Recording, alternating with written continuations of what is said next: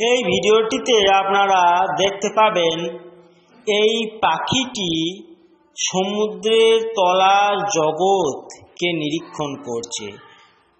একজন ডুবুরি সে কাঁচের অ্যাকোয়ারিয়ামের মধ্যে অক্সিজেনযুক্ত অবস্থায় পাখিটিকে বন্দি করে সমুদ্রের তলদেশে রেখে আসলো এবং তার চারপাশে বড় সামুদ্রিক মাছ, হাঙর, অক্টোপাস কত কিছু ঘুরে বেড়াচ্ছে।